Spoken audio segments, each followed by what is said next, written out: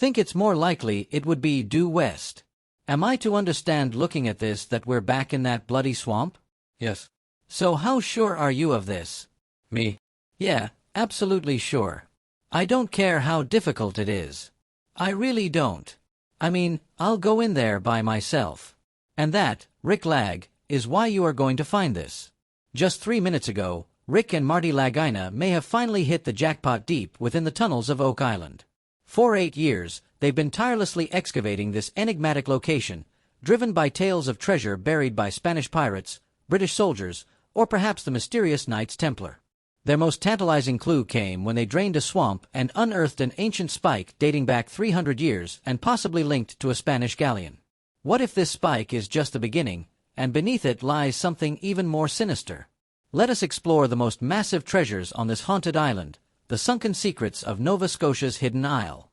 For over 8 years, Rick and Marty Lagina, along with their dedicated team, have been excavating on Nova Scotia's Oak Island, fueled by the enticing prospect of uncovering hidden riches.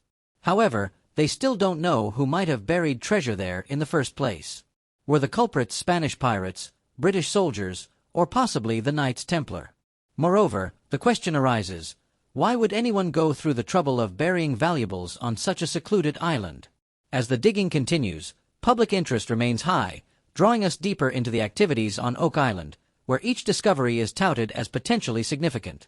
Rick, convinced of its complexity, commands the draining of the swamp, believing that it may yield some answers. Once the water is lowered, Gary takes over with his metal detector. Beneath a wooden board, he detects something intriguing. After some digging, the team unearths an old spike resembling those used on Spanish ships from the late 1600s to early 1700s. Believing it to be the first human touch it has received in about 300 years, veteran treasure hunters like Fred Nolan have suggested that the swamp, peculiarly shaped into a triangle, might have been deliberately constructed long ago to cover up an old shipwreck. This idea spawns further speculation. Could it have been the work of Spanish pirates using the swamp as a giant hiding spot? The team hopes that exploring this previously inaccessible part of the swamp will reveal physical evidence to support the theory that it was artificially made. The importance of excavating the Nolan side of the swamp stems from Fred Nolan's long-held belief that it might be central to solving the puzzle of the island. Could there be a sunken ship or a concealed vault there? During one of their digs, Rick comes across a log with a sharpened end, suggesting that more than one person was involved in its placement, possibly indicating human alteration of the environment.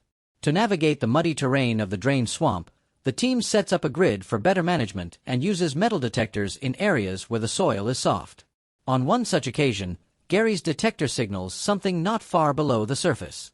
Eagerly, they dig and unearth a large, weathered iron object, possibly a piece of a larger item.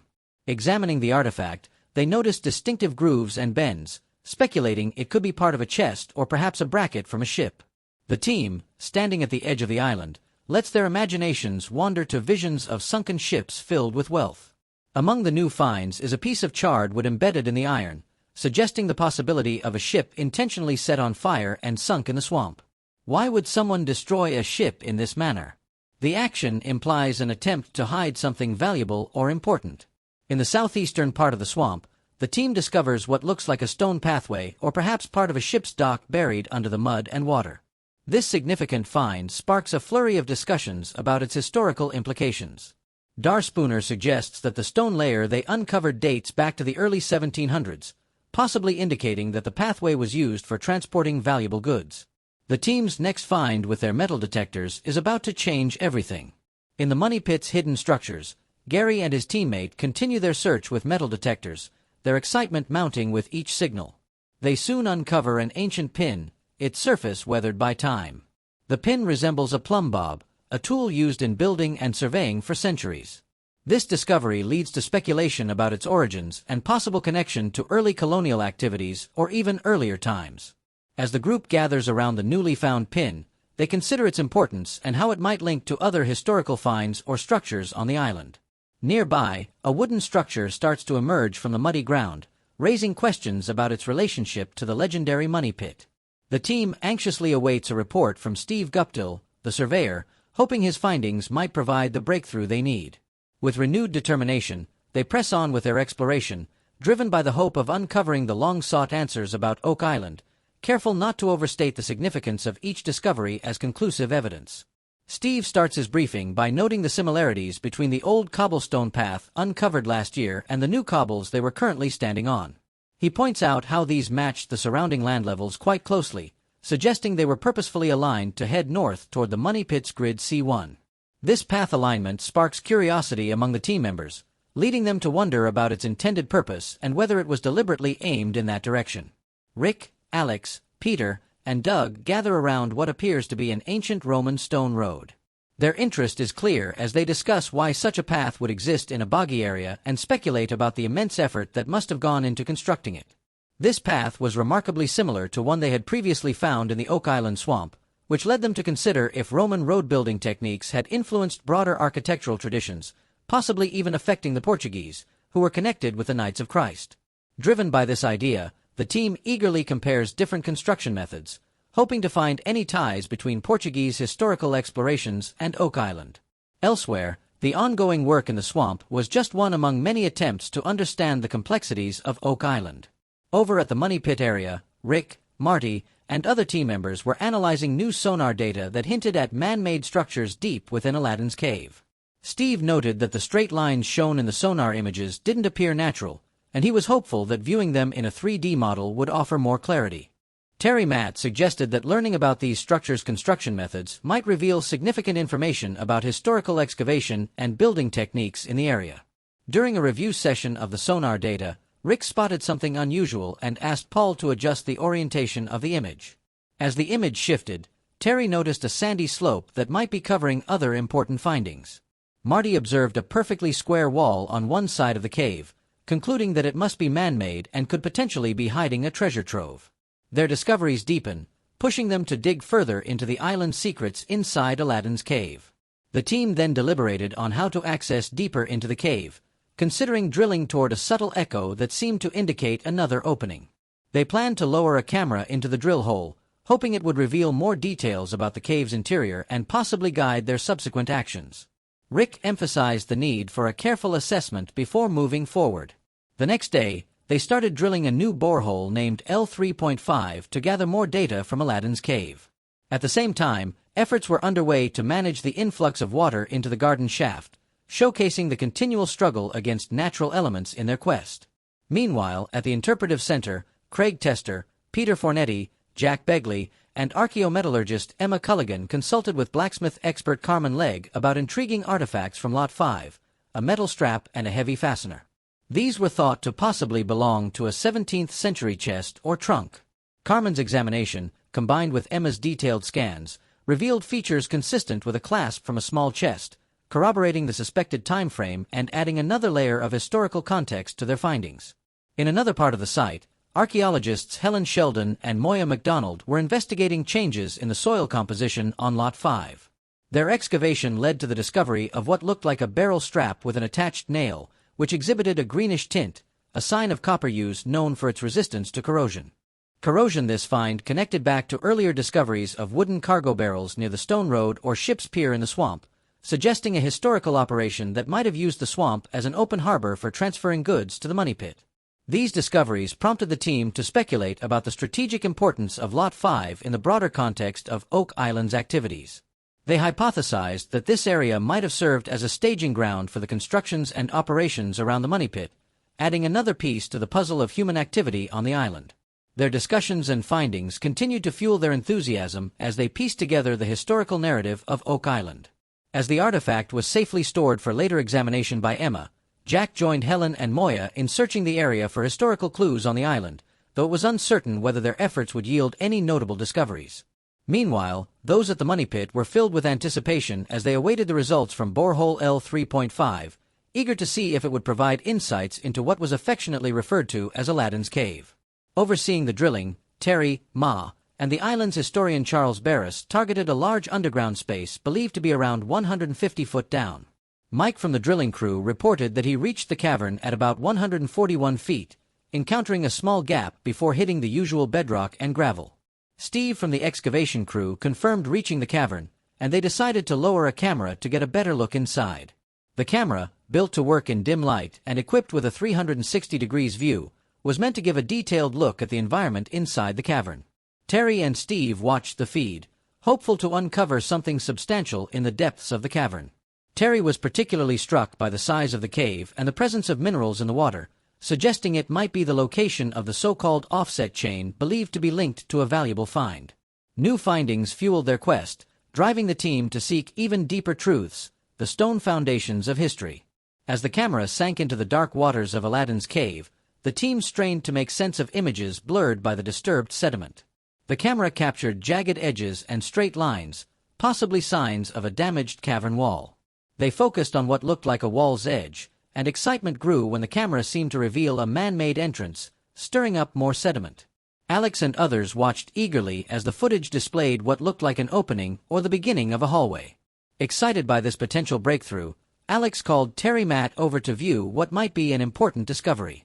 The prospect of a man-made entrance fueled hopes of finding something significant beyond it. As they lowered the camera further, it revealed a distinct area between two sidewalls. Although the murky water made it difficult to see details, Steve proposed using sonar to better gauge the cave size, and the team agreed to conduct a sonar scan from this new position. The next day, the team from Decontracting Limited pressed on with their work near the shoreline on Lot 5. Jack Begley, Jamie Kuba, Moya McDonald, and Fiona Steele were careful as they dug through the layers of a puzzling stone foundation. As they delved deeper, Jack pointed out shifting rocks, indicating the need for careful excavation. They found artifacts that suggested they were uncovering a historically significant structure. Moya noted the large rocks, thinking they were part of a wall, leading the team to speculate about a structure that could be older than the money pit. Fiona believed that revealing these features could help identify the original builders and their connection to the island's history.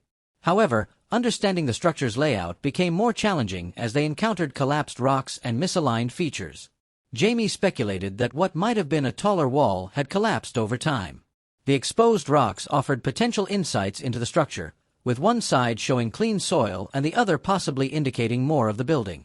Their curiosity deepened, and the team expressed interest in consulting with Larnen, known for his expertise in the island's historical structures. Elle joined Jack and the team to examine the stone foundation, now believed to possibly reveal a wall feature. The possibility that the structure was originally taller and had since collapsed added another layer to the island's complex history. Jack also discussed the interesting connection between the dark soil and the nearby iron pieces and nails, suggesting a more extensive structure than first thought. Rick Lagina and Craig Tester joined Scott Barlow at the Money Pit area, where the Decontracting Limited team was dealing with a mysterious influx of water flooding the garden shaft. Scott reported that the water was rising rapidly, creating new challenges as they tried to find its source. Roger, with a camera in the shaft, captured footage of water bursting into the space with considerable force, revealing a small cavern behind the wooden wall lining the shaft filled with timber. This unexpected finding, possibly indicating an offset chamber or an unknown cavity, sparked speculation about where it might lead.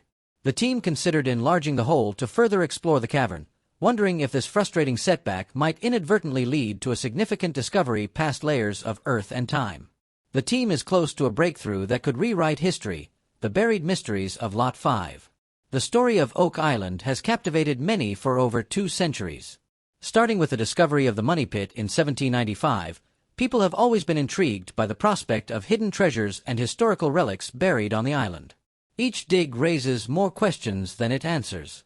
Figures like Rick, Marty, Craig, and their team are now working hard to piece together the island's past, exploring layer by layer to uncover its history. Water has always been a major challenge here, just as it was for the first treasure seekers who dug into the island's surface over 200 years ago. These obstacles add an element of difficulty to the exploration but also make the process more interesting. Recent excavations, especially near Lot 5, revealed an old foundation that brought up more than just dirt. They stirred up stories from long ago. The finding of this rectangular foundation, along with various old items, suggests there might have been military activities on the island long before it became famous for treasure hunting. During their intense digging effort, the team found a structure that seems to have been intentionally buried. They believe this structure was built in the 1700s, around the same time as another nearby depression in the ground. It's interesting to think about whether these two were built at the same time or one after the other. It seems the earlier circular depression may have influenced the building of the later rectangular foundation. A significant find was a piece of creamware dated to 1762 within the rectangular foundation. If this date is correct, it suggests significant activities on Lot 5 before 1762, possibly related to military purposes, which predates the discovery of the money pit. This creamware, along with other items found, hints that the island might have been a place of important activities involving careful planning and resource use. As digging continued, more pieces of creamware from the mid-1700s were found, along with a fragment of a valuable porcelain teacup. The quantity and quality of these items suggest that the area saw frequent and possibly wealthy activities, challenging the simple stories of treasure hunting that have long been associated with Oak Island. The structure itself turned out to be more complicated than first thought. Initially believed to be a basic rock-lined pit, further digging showed that the center was filled with loose rocks, unlike the well-preserved surrounding areas. This difference led to new thoughts about why the foundation was built. It might have been designed to contain or protect something rather than just serve as a dump or storage area. These findings lead to an important question. What was the real purpose of these foundations? Were they just ordinary buildings, or did they play a part in a bigger plan that included military operations or hiding valuable items? The fact that these structures were built before the island was officially divided into lots by Charles Morris in 1762 and before the discovery of the money pit adds importance to their historical role. While the team continues to explore and study these discoveries, the true purpose and nature of these structures remain unclear. The bits of pottery and porcelain, the way the foundations were built, and the context in which they were created all point to a complex and layered history for Oak Island. This history goes beyond the simple tales of pirates and buried riches that initially attracted explorers to its shores. The island continues to hold back its complete story, offering only small glimpses into its past, leaving those digging into its soil to wonder about the real events that took place on its intriguing landscape. What secrets do these foundations hold beneath Oak Island? Could there be more than history buried deep? Comment your theories below, and don't forget to subscribe for more mysteries.